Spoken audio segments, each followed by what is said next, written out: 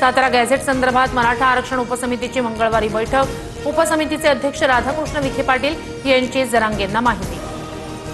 GR मध्ये 1921 आणि 1931च्या हैदराबाद गॅझेटचा उल्लेख 1881 आणि 1901च्या हैदराबाद गॅझेटचाही उल्लेख करण्यात यावा, जरांगेंची विखेंकडे मागणी। GR मध्ये दुरुस्ती करता येईल, राधाकृष्ण विखे पाटील यांची प्रतिक्रिया।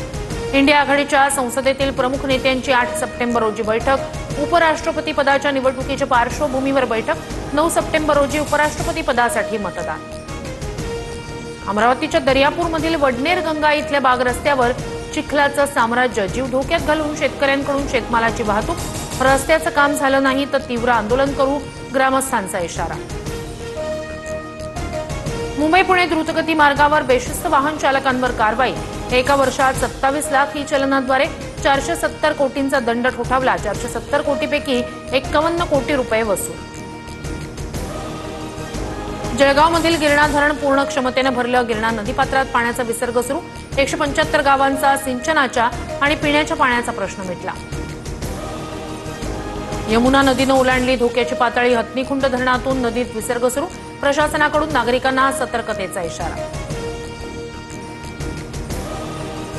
नागपुरात नैसर्गिक तलावात बाप्पाच्या विसर्जनावर बंदी।